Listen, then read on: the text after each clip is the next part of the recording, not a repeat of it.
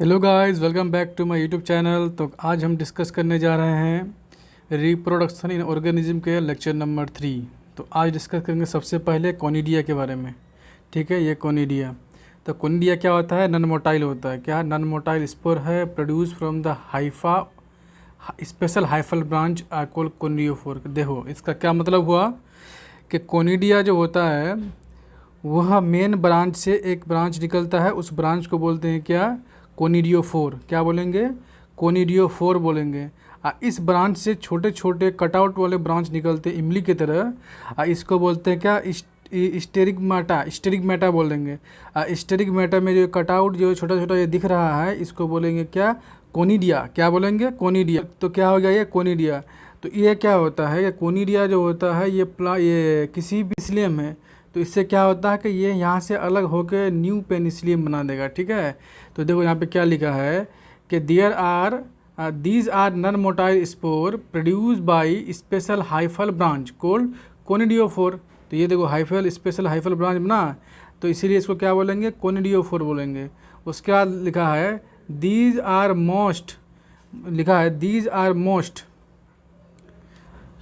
Are most common asexual spore. ये कैसा spore है? एसेक्सुअल स्पोर है। किसके लिए? फंजाई के लिए। ठीक है, उसका बोलता है इन पेनिसिलियम में कोनिडियोफोर में सो ब्रांच ओवर दिस ब्रांच। यानी ये जो ब्रांच है पेनिसिलियम में क्या होता है कि इससे और छोटे छोटे ब्रांच निकलते हैं, और इस ब्रांच को क्या बोलते हैं? स्टेरिगमेटा। और दूसरा क्या बोलते हैं? दूसरा क्या नाम है? फाइलाइड्स बोलेंगे। ठीक है, और उसके ऊपर जो कटआउट छोटे छोटे दिख रहा है, इसको बोलते हैं कोनिडिया। ठीक है, ये कोनिडिया क्या होता है? अलग होके फिर न्यू फंजाई बना लेगा या पेनिसिलियम बना लेगा। ओके, तो चलो ये समझ गए कोनिडिया। याद रखें ये कोनिडिया नॉन मोटाइल होता है, ठीक, और ये ब्रांच होता है। चलो, इससे पहले हम क्या पढ़े थे? जू स्पोर। क्या पढ़े थे? जू स्पोर। और अभी क्या पढ़े? कोनिडिया। तो बताओ जू स्पोर और कोनिडिया में क्या डिफरेंस है? जू स्पोर और कोनिडिया में ऊपर डिफरेंस है, वो देखते हैं। देखो ये जू स्पोर एक साइड में लिए हैं और दूसरी साइड में लिए कोनिडिया। ठीक है, ये हुआ दूसरा पॉइंट होगा, ये तीसरा पॉइंट होगा।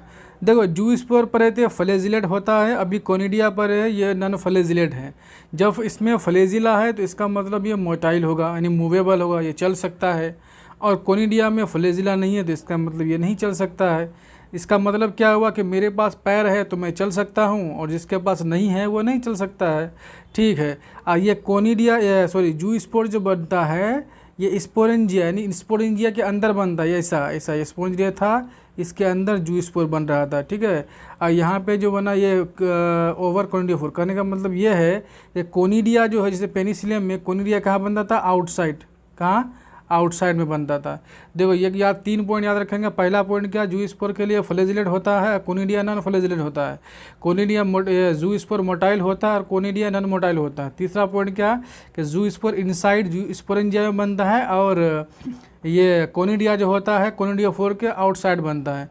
इसका एग्जाम्पल याद रखें, ये जू स्पोर क्लाइमोडोमोनास में हुआ, और कोनिडिया का एग्जाम्पल याद रखें पेनिसिलियम याद रखें। चलो, बोलता है कि अंडर अनफेवरेबल कंडीशन में अमीबा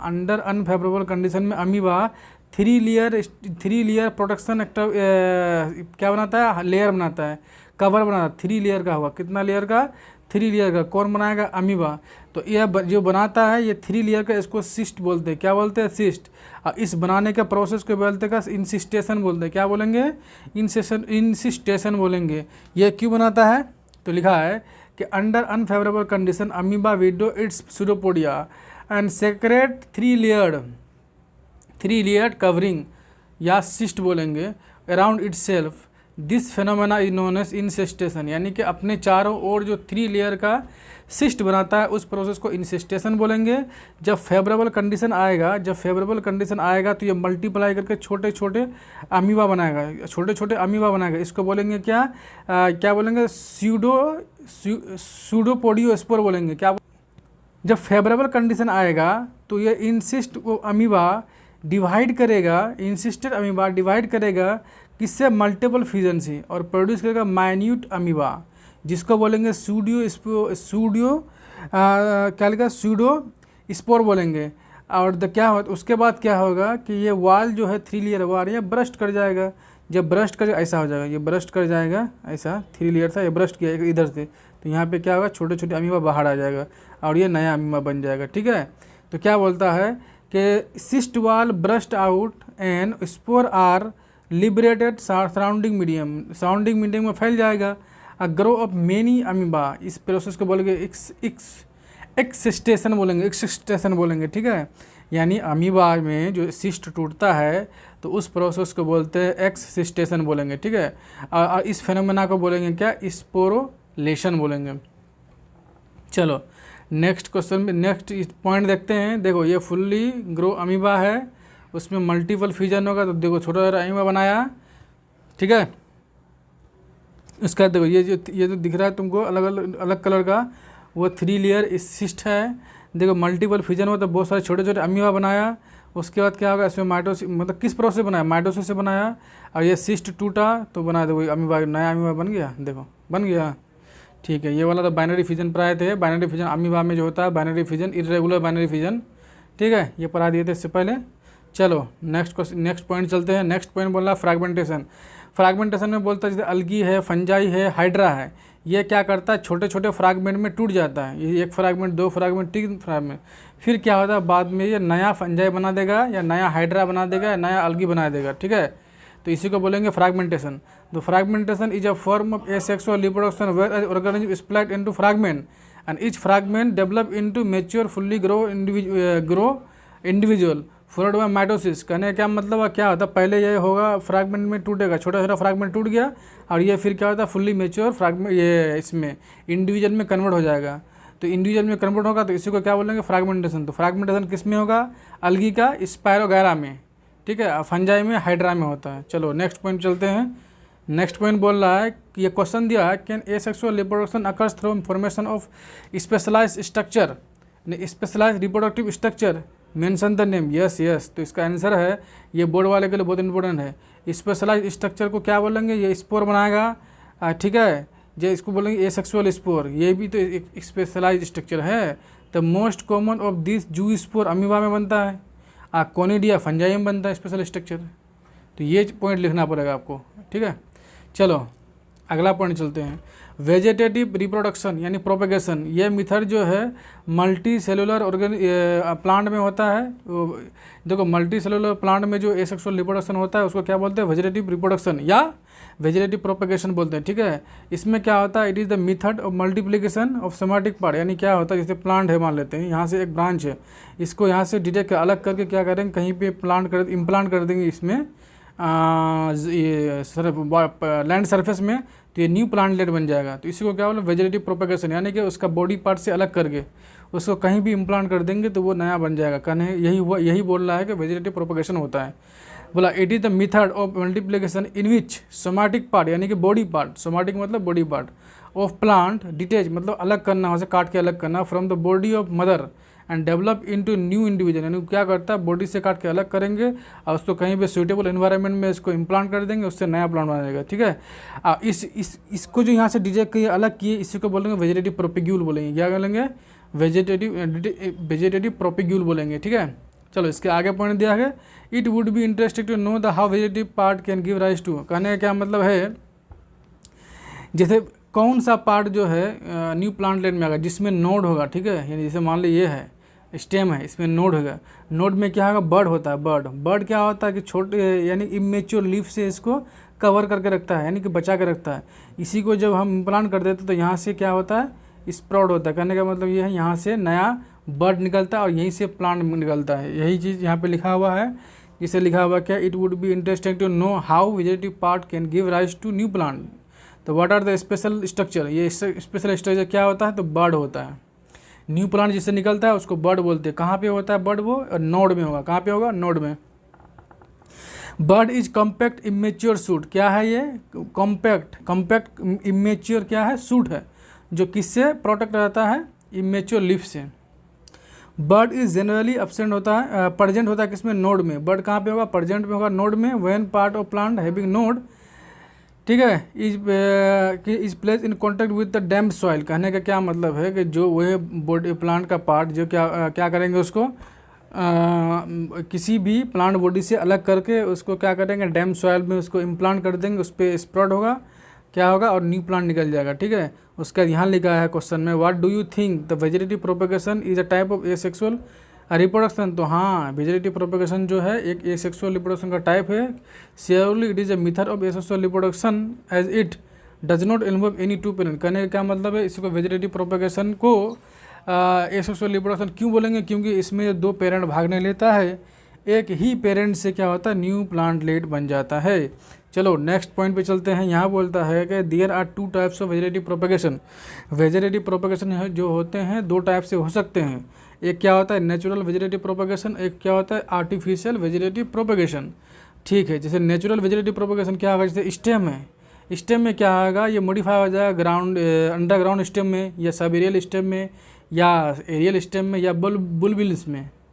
उसके बाद बोलता है एक होता है कि लीफ से हो सकता है और एंड रूट से भी हो सकता है। तो चलो वन बाय वन देखते हैं। सबसे पहला देखेंगे क्या, स्टेम। स्टेम जो है जैसे अंडरग्राउंड स्टेम क्या होता है कि अंडरग्राउंड स्टेम नॉन ग्रीन होगा, ये ग्रीन नहीं होगा, ये हरा हरा नहीं दिखेगा।